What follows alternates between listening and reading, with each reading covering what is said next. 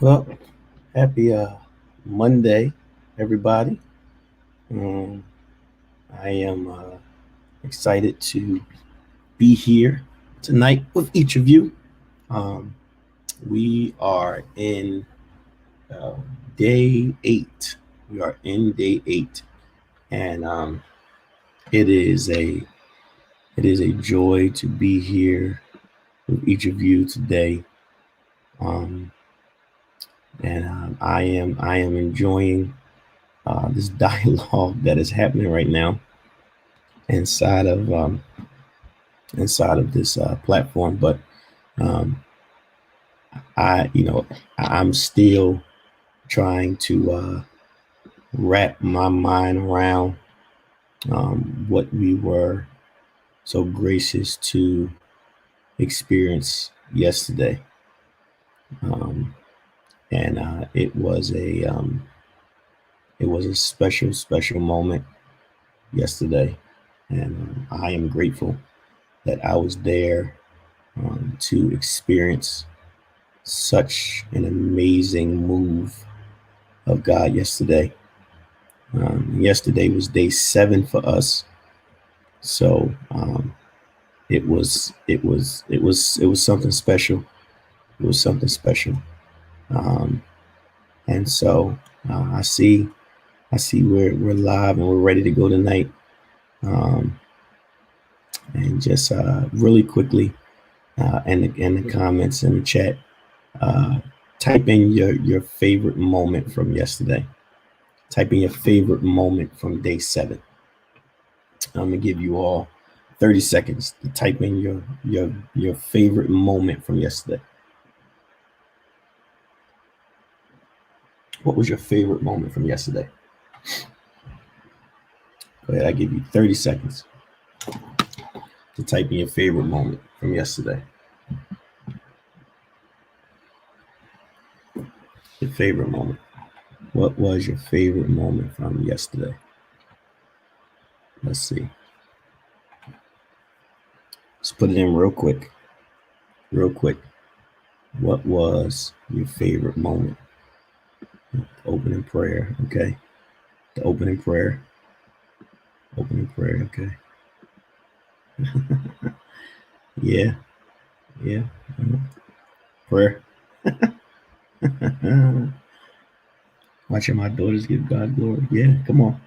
What was your favorite? What was your favorite moment from yesterday? There was some amazing times yesterday. The word streams. Yeah, yeah. Started going down the line.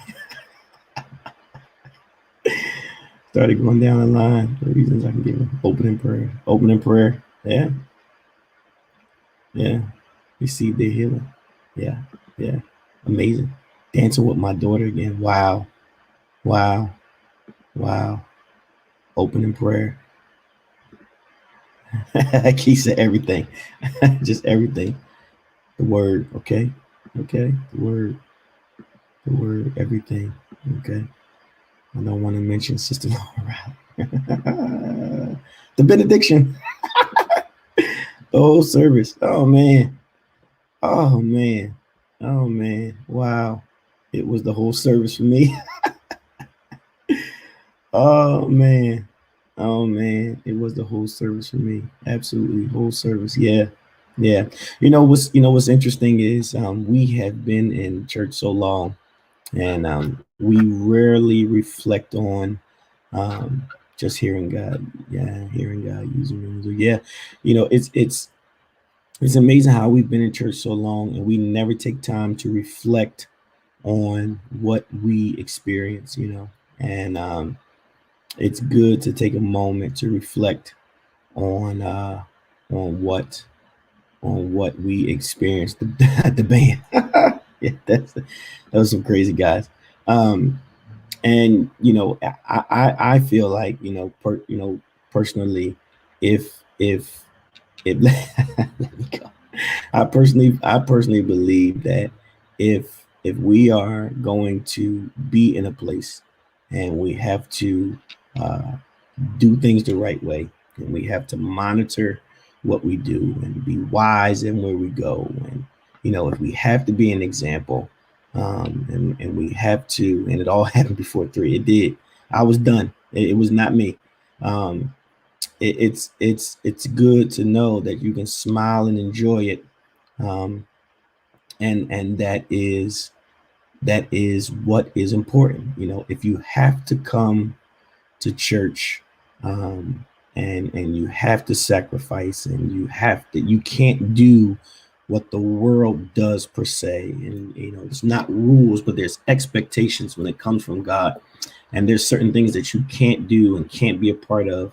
um, then you should come to a place where you enjoy it and leave exhausted, um, not from negativity, but leave exhausted because of, um, because you've enjoyed it, and your exhaustion is from the excitement and the move and the touch of God, the breath of God. What was your favorite part, Pastor? My favorite part was being able to, uh, well, I'll say this. I had a few. Okay, I had a few. My first part was, the music ministry yesterday. It was absolutely phenomenal. Phenomenal. The music ministry was absolutely phenomenal yesterday. And shout out to Sister Fatina. She has been with me since day one. And I mean, she has literally worked and worked and worked and worked and worked and worked, with some amazing people until, it formed into a group of Levites, that are truly anointed, and are learning to just put all the pieces together. That coupled with the band was a good start for me.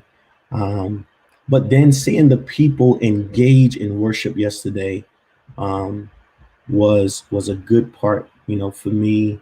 Um, I hadn't danced in about 2 weeks, so it was good. It felt good yesterday. I don't know what, it just felt really good. I don't know if it was the seventh day of consecration or what it was, but I personally, as a pastor, felt, in a different space. I was very proud when I came into worship yesterday. People were engaged. Nobody was looking around. Um, People were, really, really invested in God, which is important. People didn't wait for me to get up to get invested. People were already invested. You didn't need an MC yesterday, to get you invested, in worship yesterday. But then being able to complete God's assignment, and go and relax myself, and Lauren Riley. I mean, God's God's gift, um, for this time is a Lauren Riley. And I say that in all humility, and I say that in all sincerity. Lauren Riley is a gift from God, and I am excited that I am sensitive enough to hear God's voice and know when to insert people. Um, and I was having this conversation yesterday. It's happened with all of the gifts, stretching the music ministry beyond their capacity. This is what they're producing. Stretching, Elder Elect Eddie, when he first got there, he just jumped right into it. Elder Barry jumped right into it. Um, Elder Elect Lauren Riley, just these are gifts. These are amazing gifts, and I refuse to sit in a house full of amazing gifts and say, "Look, we all here together." Um, Ebony was absolutely, phenomenal yesterday. I mean, she led with such precision. Everybody knew where they were going. I mean, it would, if I could, if and I know nothing's perfect. Don't get me wrong. If I could think of a moment in time where service was everything I've always envisioned, it was yesterday.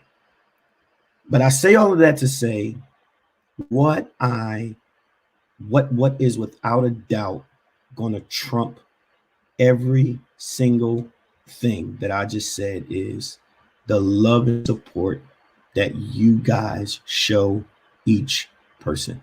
When I say the overwhelming support to every person inside of this ministry, I'm even looking right now in the chat. When I say the overwhelming love and support that you have for everybody, and it's not a, oh, I just got to do it. It's one thing when people tolerate people. It's another thing when people really like people and love them. And what you have to understand is I love you and like you, and I don't got to be around you 24/7.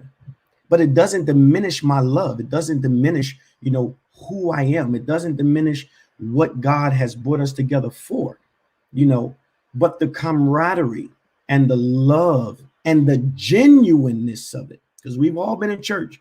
We've seen fake love. All right. Pastor getting ready to go there. We've seen fake love, we've experienced fake love, and we've given fake love because we've all tolerated some people. All right. And so we've said, for the sake of ministry, I'm just going, oh God, I'm just going, yeah, I love you. Yeah, I love you. Yeah, I love you. Right. But it's a difference when you love someone, right? And genuinely love them and know this is my family, this is my crew, no matter what. And this is where I'm going. KDT is going to be a legendary place. It'll far surpass all of us, but all of you will be major pillars that people will talk about from years to come.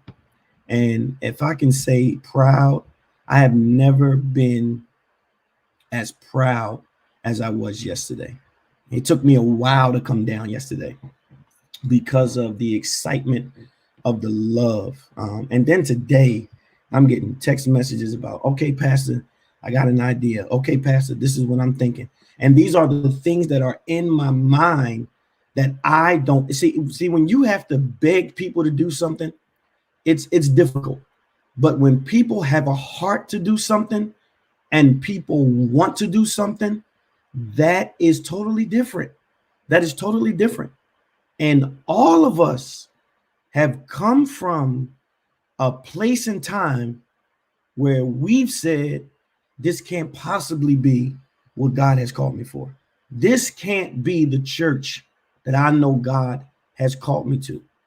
But now God has used us to carve out a place that people are proud of. Carve out a place that people want to come through.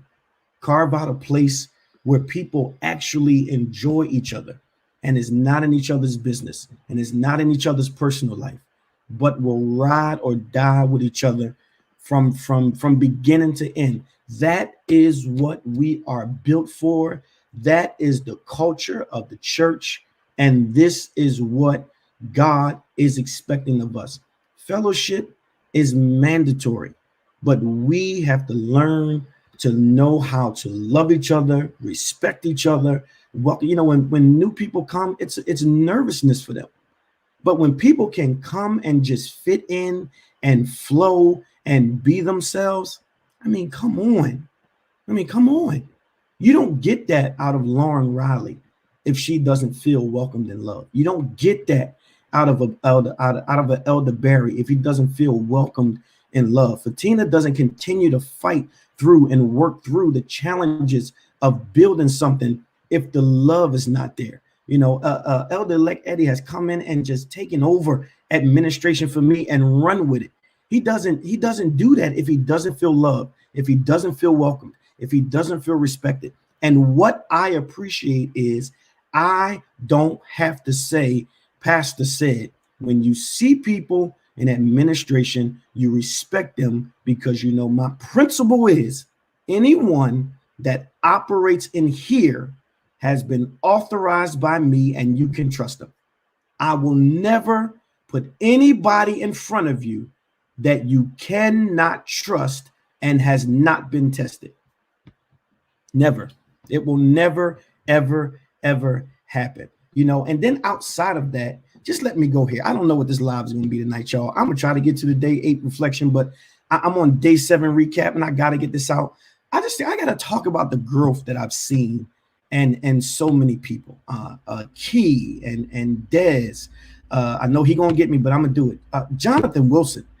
Jonathan Wilson. When I say Jonathan Wilson was the testing of me pastoring. And let me say this before anybody take this the wrong way, because people love to take stuff and run with it. When I say God was saying to me, if you really gonna lead, let me see if you can lead the one that is overwhelmed and broken but won't say anything. Let me see if you can lead the one that's really trying to protect all of the damage he has encountered. And can you not take it personal and still love him and pull him through until he gets to where he needs to be? When I say him and Elder Tillman and Brother Derek, I mean, they work flawlessly. They work flawlessly. It's just one bounces off the other. The communication on the floor is exceptional.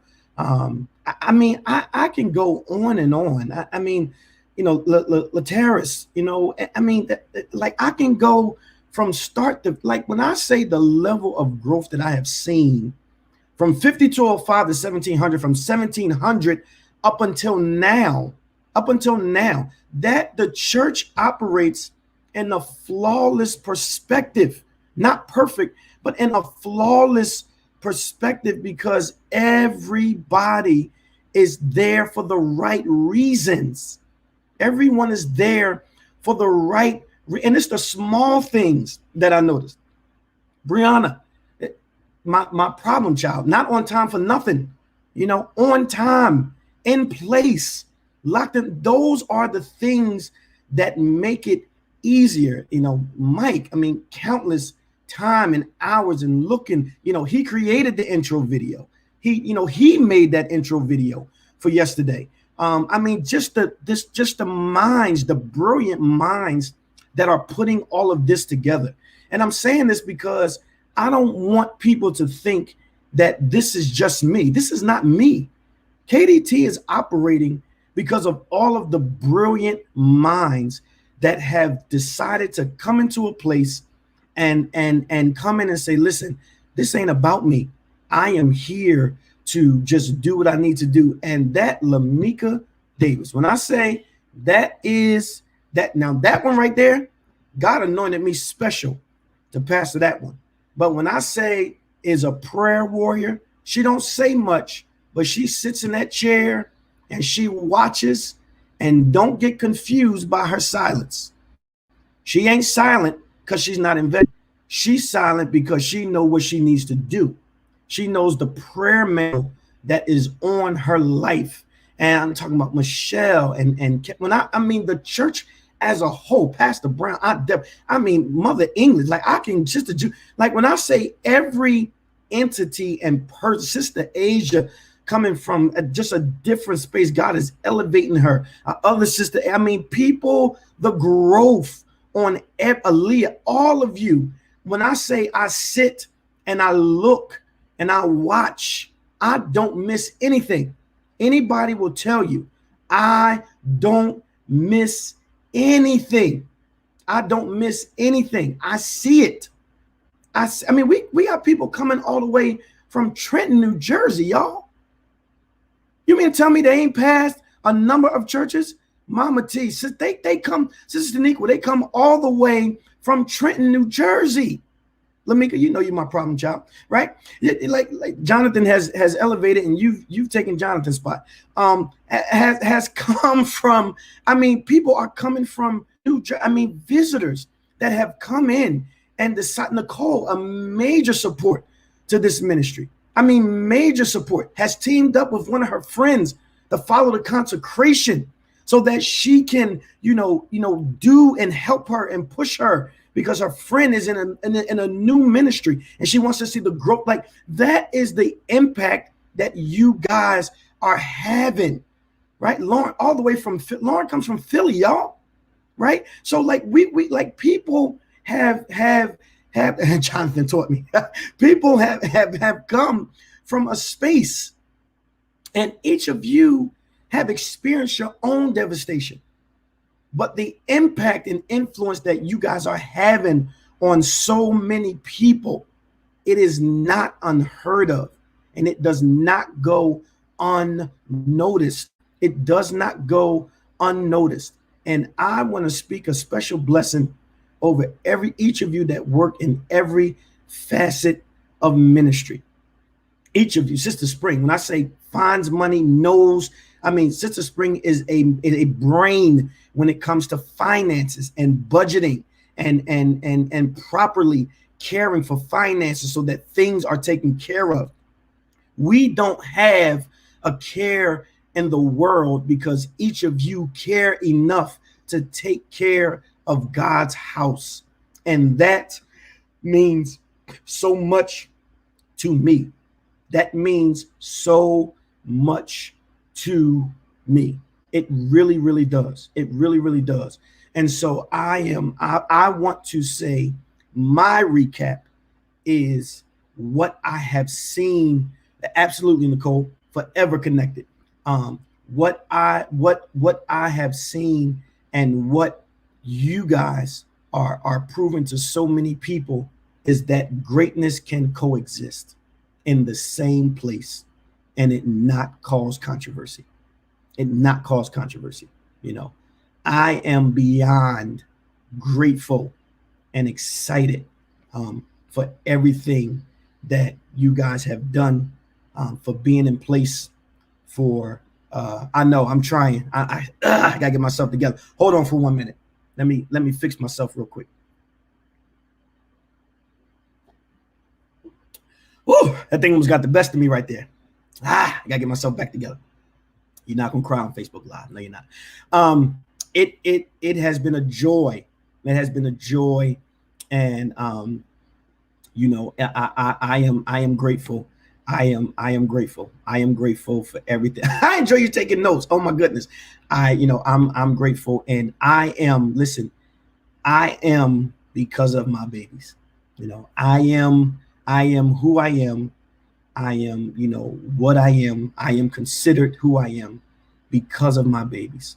And I will not stop stretching you until you fulfill every single thing that you need. I remember when the Lord told me where to put Sister Danielle, and anybody knows Sister Danielle, she is a perfectionist.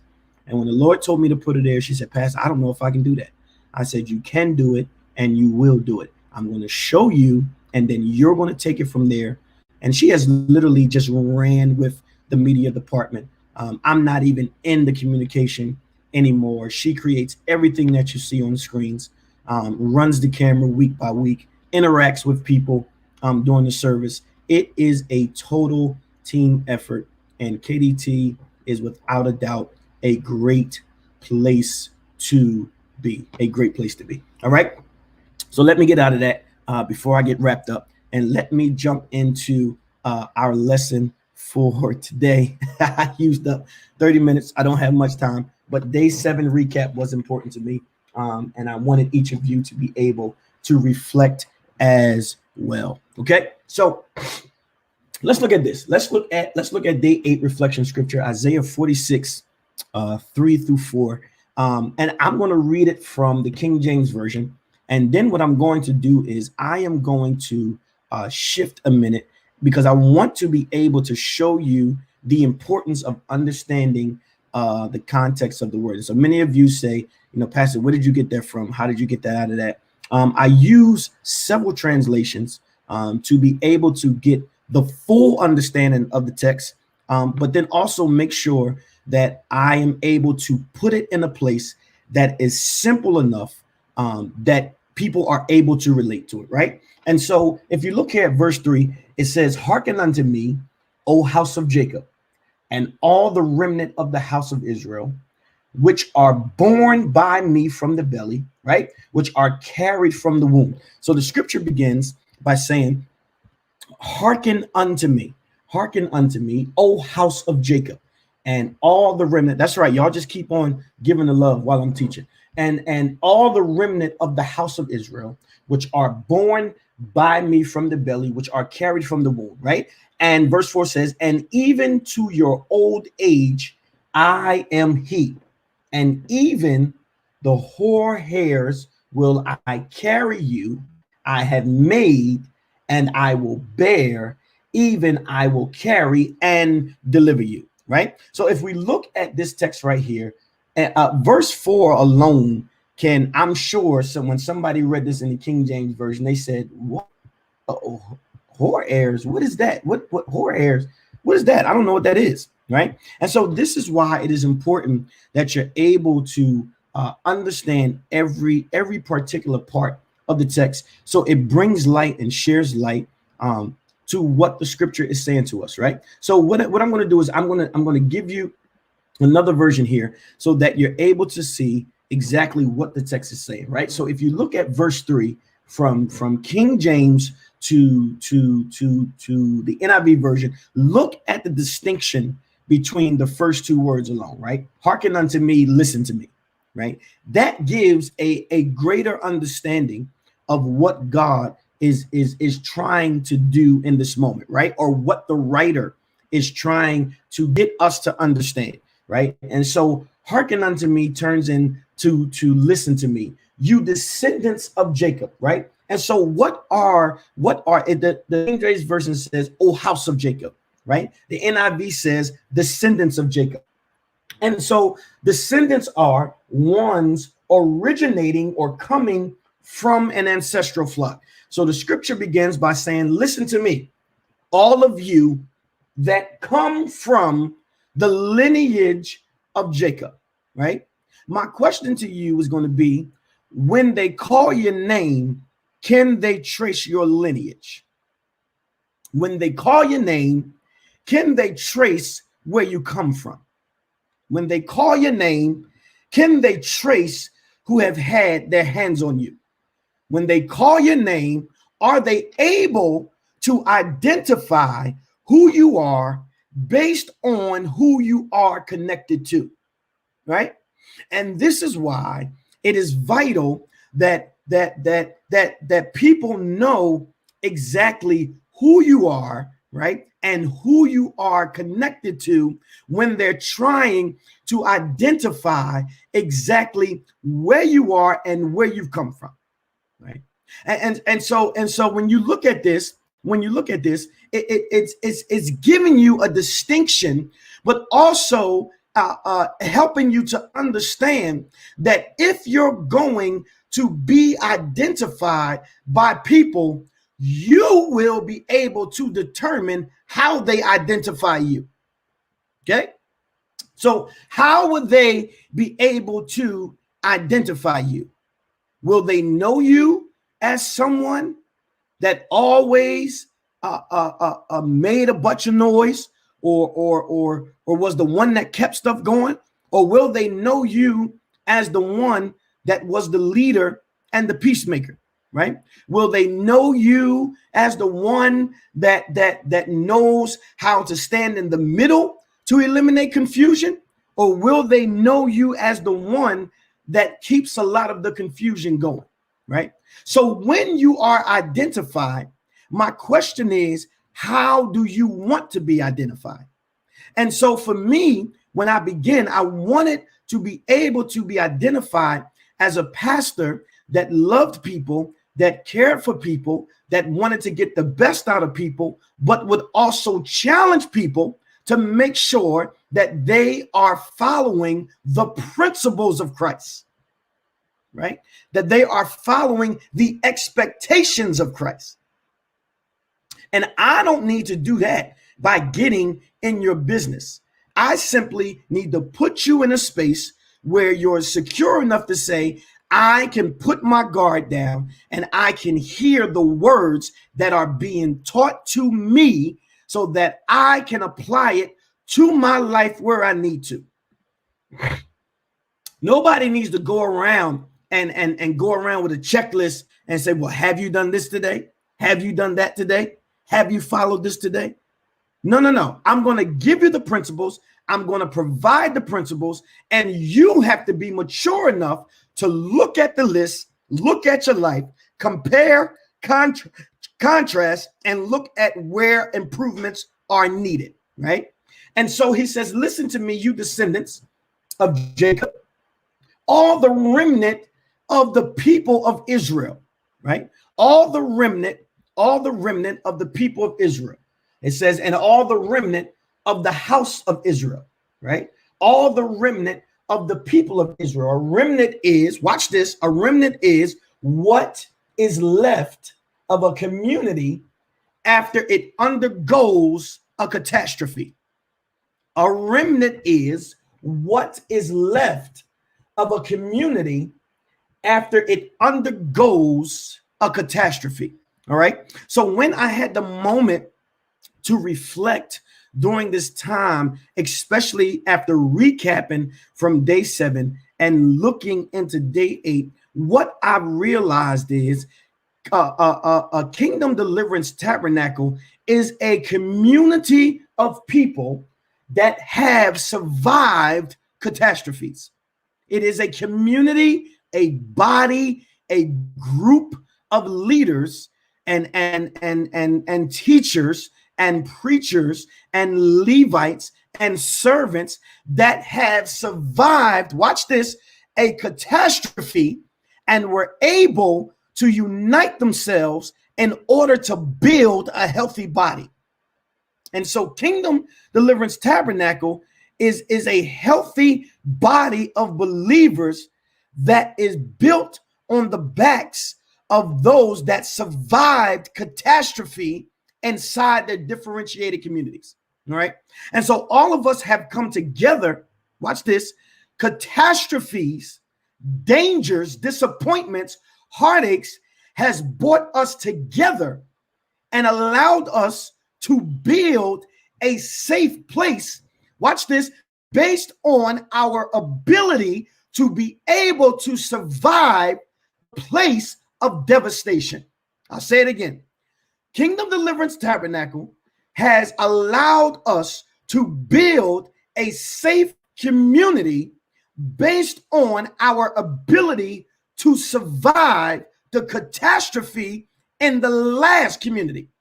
And so the reason why the pieces work and the reasons why we are able to join ourselves together is because we are the ones that have come through great trials and tribulations, right? Who are these? These are they. We are they. These are they that have come through great trials and tribulations. And so the reason why you are able to celebrate each other and the reason why you are able to love on each other authentically and the reason why you are able to celebrate each other authentically is because each of you know that all of us at some point have come through a great testing, a great trial, great tribulations, but we were able to survive the catastrophe, all because the end game was for you to be able to build a safe community for believers to come and be changed. And so what many people are experiencing right now is what you've come through. Come on, y'all. This pandemic has caused people to view their lives in a state of catastrophe. But what you've done is you've been able to strengthen yourself because you've come through yours already. And now what you're doing is building a safe place for people to be able to come, to be able to experience what you have already come through. All of us have said, this is it for me. All of us were at the end of the ropes and said, I'm done with church. I'm not going back to church. I'm not serving in another church. I love God. I'm not leaving God. But when it comes to the church, when it comes to serving in the church, when it comes to holding a position in the church, when it comes to doing anything inside the church that requires my mind, that requires my 100% concentration, that requires my money, come on, y'all, that requires my sacrifice, I am not doing that anymore because I have already been there and all it has done is left me wounded, left me broken, left me embarrassed, and left me on my own. And when I got at my lowest point, I thought the church was going to be there for me. When I was at my breaking point, I thought the church was going to be there for me. But what happened was the place that I thought was going to be there for me was the place that I found out was actually telling my stuff. And so now I'm damaged and now I'm wounded because I'm supposed to believe in a place that doesn't believe in me, because the moment that I fall, this place takes the time to utilize my failures to expose me. And so I'd rather stay home. I'd rather roll the dice and pray that God gonna keep me before I ever commit to another church again, because I won't go through that no more. That is what we've experienced, right? That is what we have experienced.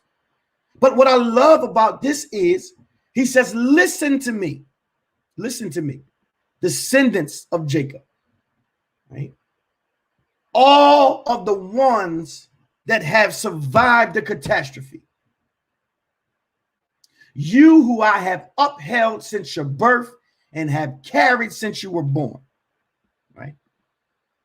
He says, even to your old age, right? Remember we talked about hoar hairs, right? That's in context of gray hairs, right? Even to your old age and gray hairs, I am he. I am he. I am he who will sustain you. I am the one that will make sure you are okay. And so when you look at your life from where you were and where you've come, watch this, outside of your willingness to be used by God, right? Outside of your willingness to submit to leadership at KDT, the reason why you are where you are is because God has sustained you through everything that you have experienced. Okay. And so someone has said to themselves, how did I get back here? I said I wasn't serving no more. I said I was just going to come and sit. I said I was just going to sit under watch care, right? I said I was just going to come to church to make sure that I'm in church, because I do respect God enough to know I can't just sit home, right? But I'm not coming to do nothing. I'm just coming so I can go to church. I'm not trying to serve. I don't want no position. I don't want no title. I don't want nobody to call my name. I don't want to be responsible for nothing. I'm just going to come to church because I know this is where I need to be. And I love God too much in order to be home, because not only do I love God, but I know myself. And I know if I stay home long enough, it ain't going to be no God, ain't going to be no church, ain't going to be no Bible reading, ain't going to be no scripture reading. I ain't going to do nothing. You ain't going to have to worry about me because I ain't going to do nothing. I'm not doing anything. But what you have to understand is, just because you think that's what you're going to do, if it ain't on God's agenda, you ain't going to do it. And each of you are where you are because when God looked at the agenda for your life, he knew you would say what you ain't going to do. But then he also knew that he carved out a servant that would love you and guide you to where you need to be.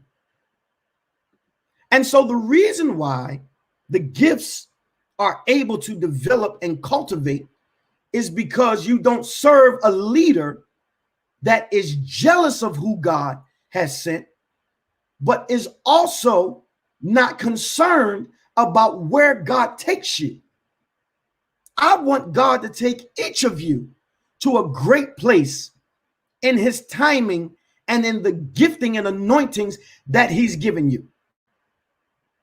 And so, yes, when I see a gifting, when God speaks to me and shows me a gifting, I'm excited to cultivate it.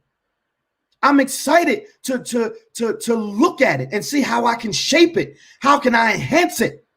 How can I get it prepared for where it's going? Why? Because it's bigger than me. This is the culture of church has always been, I'm the leader, I'm the pastor, you fall under me, you do what I say, I'll let you know where you can go, I'll let you know when you can go, I'll let you know if you're really called, I'll let you know if you're really anointed, and if I don't say it, then you're not it. And that is not God. That is not God. First of all, in order for any gifting or calling to be known, you got to know it first. If you don't know it, how am I going to know it? God may give me a glimpse of where you're going, but you got to know that God called you. You got to know that God is preparing you for another place. You got to know. And when you know, God will let me know. And when he lets me know, he will let me know how to guide you and position you and get you ready for where you're going. Get you ready. You know, this is the time where as the church continues to shape and move, God has called each of you out for this time to be able to continue to shape the phase of this church the way he wants it to go. There are some people in this digital age that will never come to church. But how will they still be reached? Somebody at some point is going to have to reach out to our virtual people. Somebody at some point is going to have to engage our virtual people. Somebody at some point is going to have to take on the virtual part of the church. Somebody's going to have to be responsible for making sure that the virtual side of the church is still attended to, is still loved, is still informed, is still up to date, right? We have to be able to be all things to all people. And just because people don't come into the four walls of the church, that does not mean that they are not valid. The phase of church has changed. Brick and mortar is not the only phase of Christ's work now. It's not the only phase. And so now what we have to make sure is, as we continue through these 21 days, that you take strength today knowing not only has your lineage been able to be identified with, but you are a unique individual because you are part of the remnant. You are part of the group that survived what others died from. Not naturally, but spiritually.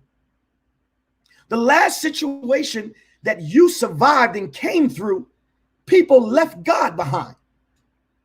The last situation that you survived through, cried through, prayed through, danced through, fasted through, fell out through, people threw their hands up and said, I'm done with it.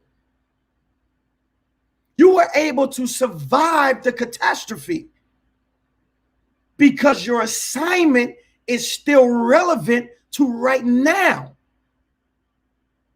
And you have to remember that no matter how hard it gets, right? No matter how challenging it gets, no matter how far you go, no matter what your age becomes, how things begin to change in your life. Because where you are now, you won't be 5 years from now. But you'll be able to still operate and be effective 5 years from now, because what you need to remember is God is going to sustain you. Well, how did I make it from 2 years ago to now? God sustained you. How am I able to still sing after I've been devastated inside the church? God sustained you through that time. Watch. He says, I have made you and I will carry you and I will sustain you and rescue you. So now as you go through these 21 days, you got to take the training wheels off.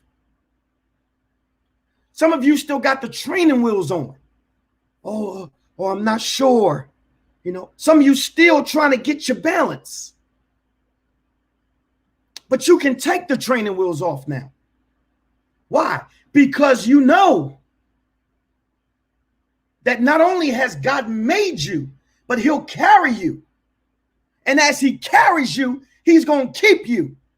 And if by chance something comes your way, God is going to rescue you. Well, Pastor, why can I take the training wheels off? Because if by chance you lean too far to the left, God's going to rescue you. If by chance you lean too far to the right, God's going to rescue you. If by chance your footing begins to slip, God is going to rescue you. If by chance it seems like, you're losing, God is going to sustain you. If by chance it feels like you're losing, God is going to keep you. There's no need. Listen, there's no reason for you to continue to look around worrying. Well, who can I trust? Who's going to hurt me? That era of church is over. You don't come to church looking to see who's going to hurt you. You come to church knowing I'm here for a reason. And if by chance something happens, God's going to rescue me. God's going to sustain me. God's going to keep me. But you can't come in church peeking out the side of your eye. You got to come to church with the intention to say, I am here to serve God. God's going to do everything that I need him to do. And when I come in here, everything is going to be good. Everything is going to be all right. Everything is going to be all right. Church is not the battleground. Church is the place where you unite. Church is the camp where you unify yourself to be able to battle. You don't battle with each other inside the camp. The camp is where you strengthen each other. The camp is where you love on each other. The camp is where you rejuvenate each other. The camp is where you say, listen, I know that was a tough battle and I know you took some licks, but listen, don't worry about it. Get up, dust yourself off. Come on, I got your back. You get to the back this time. I'm going to stand in the front. And when you catch your breath, get back on the firing line. It's the place where we bind forces together. Bind forces together. I was so exhausted yesterday after preaching, from excitement to fasting and praying to teaching every day. I was exhausted, totally exhausted. But what was I able to do? I was able to look inside the camp and call on somebody else to come so that I could be relieved, so that somebody can step in and continue to strengthen and pick up from where I was. You may not be the number one all the time, but are you still anointed being number two? Whew. Yes, sir. Yes, sir. You may not be in the front all the time, but can you be in the back and still be effective? You may not have the microphone all the time, but can you push the one that does?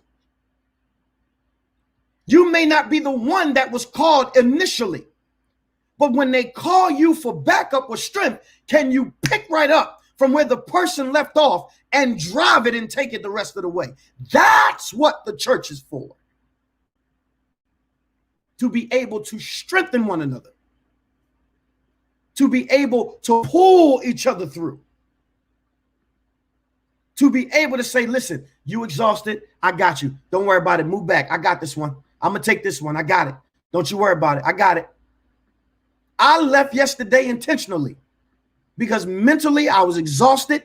Physically, I was exhausted, and I needed to go sit down, and I left in full confidence knowing that the person that came behind me would do exactly what has happened. Y'all seen me do it before. Elder Barry did the same exact thing. Why? Because I am confident in who I am and confident in who you are. I'll say it again. I am confident in who I am and most confident in who you are. There's never a struggle for me not to be home on a Sunday if I'm out doing God's work. There's never a struggle. The struggle is missing you. The struggle is not that I'm distracted where I am, worrying about what's going on at home. Because each of you are well able and capable. But we built the past the wrong way. We built it on the back of the pastor. And if the pastor not there, then it's not going to be effective. And if the pastor not there, then we can't have church. And if my favorite person don't get up, then I'm not lifting my hands. And if the praise team don't sing my favorite song, then I'm not invested in praise and worship. The praise team is not responsible to get you to God. The praise team is responsible for creating a pathway for you to get to God. You got to decide if you're going to get to God or not. It's not the praise team responsibility. It's your responsibility to say no matter what they sing, if I got to mumble the words or not, if I don't know the words or not, if I got to look at the screen and learn it as they go. I'm here to lift my hands and worship the Lord. This is what I'm here for. This is what I'm here for. Building the right way. And if God needs to call us, I want to make sure he can identify you. If God calls you, I want you to be stamped and marked to say that's from the house of Kingdom Deliverance Tabernacle. That's from the house of KDT. They are descendants of Pastor William Craig. Not no carbon copies of me. They are connections. They are extensions. Each of you are extensions of me.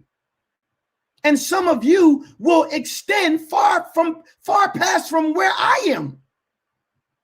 Some of you will experience realms and platforms in God that I will never experience.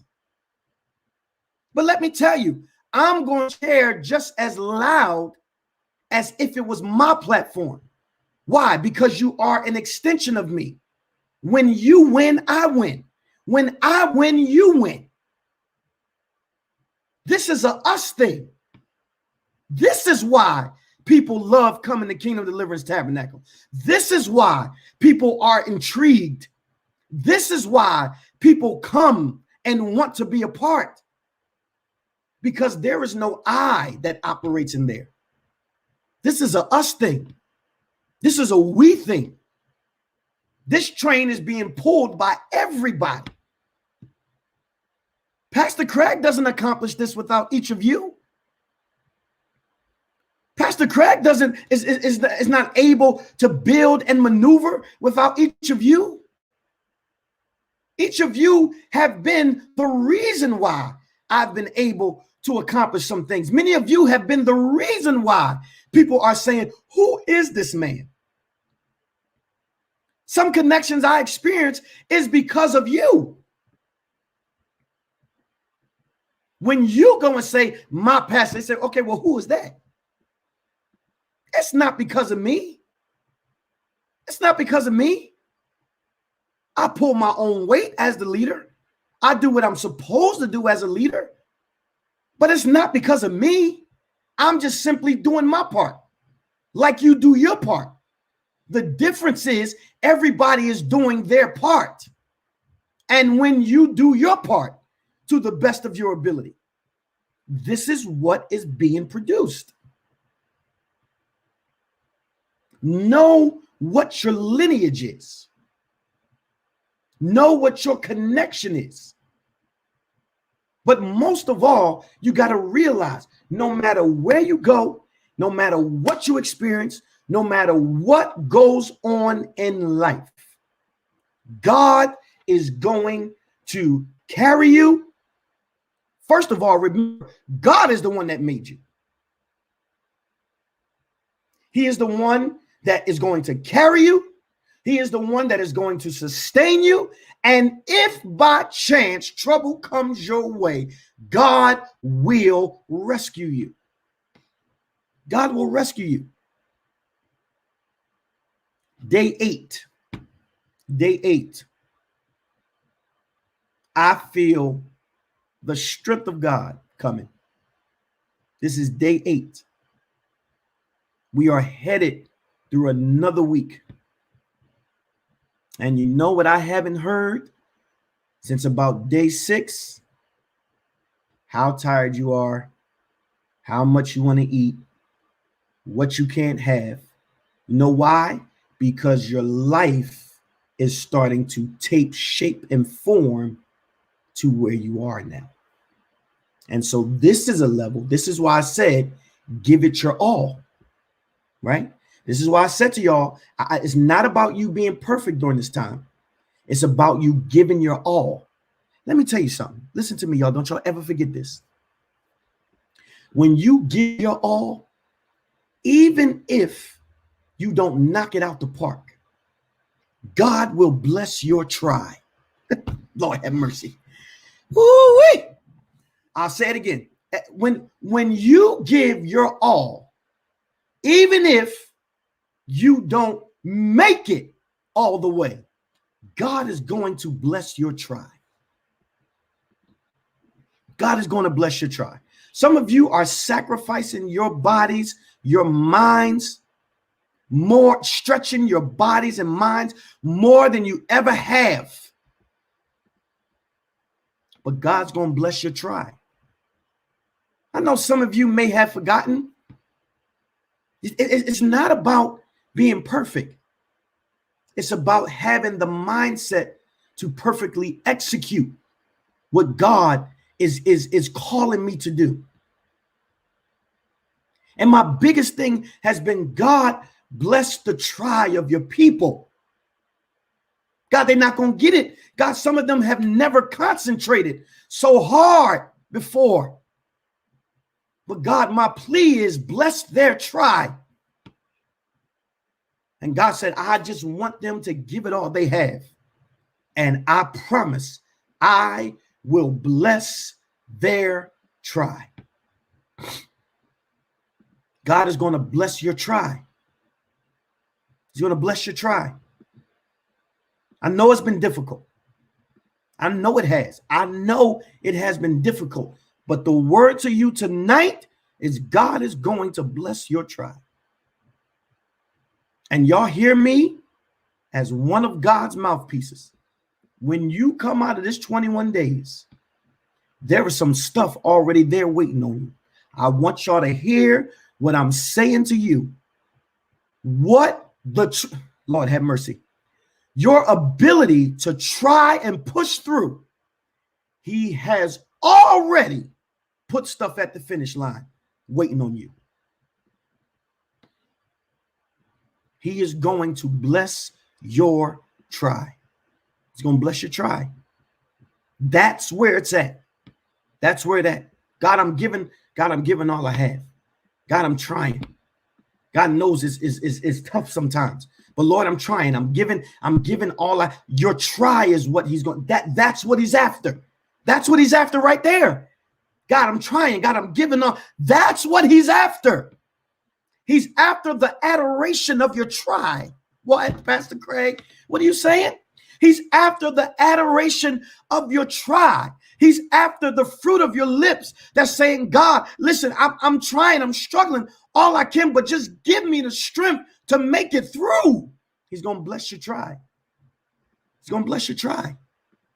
I want y'all to hear me tonight. God is going to bless your try. He's going to bless your try. And the Lord has given me assurance that he is pleased with his people. Y'all ain't saying, the Lord told me this morning, I am pleased. I am pleased with the effort and concentration and focus of my people. Some of you have almost succumbed to tears trying to keep this time of consecration and focusing. And God said, I'm going to bless it. I'm going to bless your tribe. Lord, I feel your presence. God said, I'm going to bless your effort. I'm going to bless your willingness to engage yourself in a space you've never been before. Some of you have been so stretched from day 1 to day 8. But God said, I am going to bless you. I am going to bless you because your authentic effort is in this time. I want y'all to hear me. Hear me tonight. The Lord said, I am blessing the authenticity of your efforts. Yes, some of you have fallen. Some of you have gotten tired. Some of you have gotten weak. But I want y'all to hear me tonight. God said, I am blessing the authenticity of your efforts. Stick with it. Stay with it. Don't stop now, y'all. Hold on to each other. Pull each other through. Continue to strengthen each other during this time. Continue to cover each other during this time. Continue to lock arms with each other during this time. Because God is pleased with the authentic effort that you are giving him. God said they haven't made it about things. They haven't made it about money. They haven't made it about the things that they can occupy in their hands.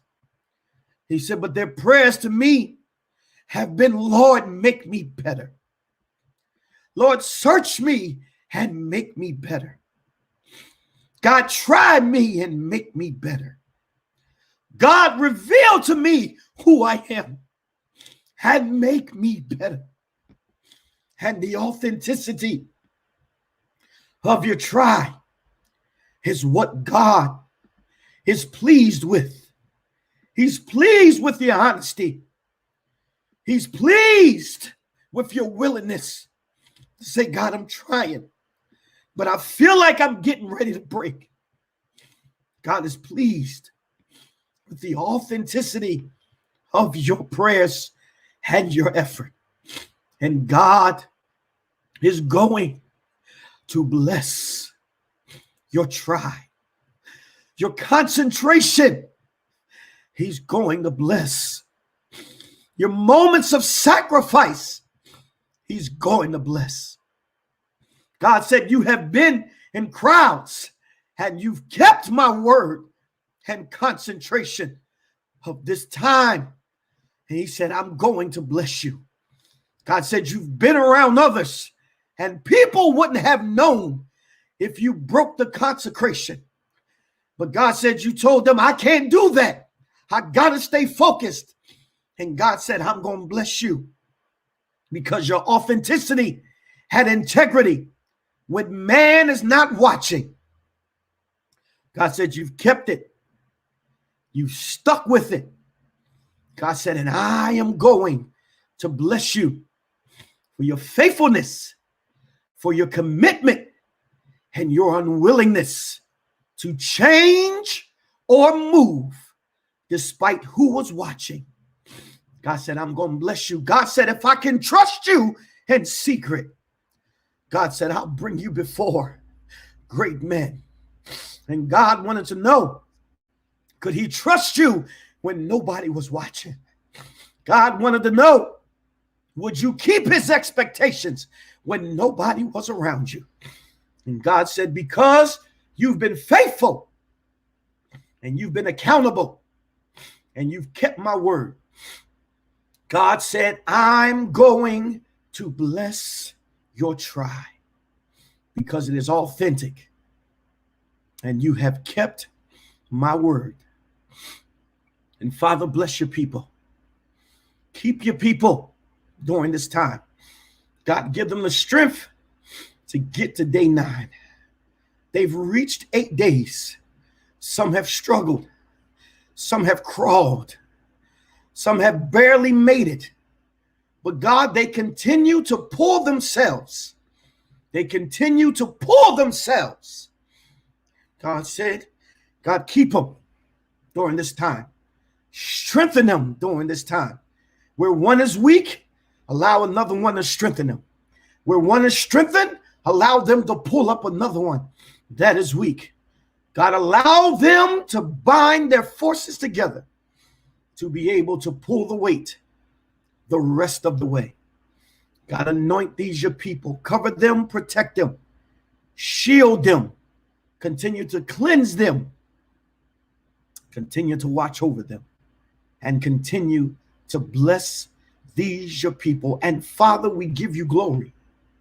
We give you praise because we know that you have been with us. You have carried us. You have sustained us, and you will continue to rescue us with your mighty hand. And God, we love you, and we give you praise, and we give you glory, and we give you honor. I love each and every one of you. Get some rest. Day 8 is in the books. Tomorrow, day 9 begins, and we will continue on this journey together.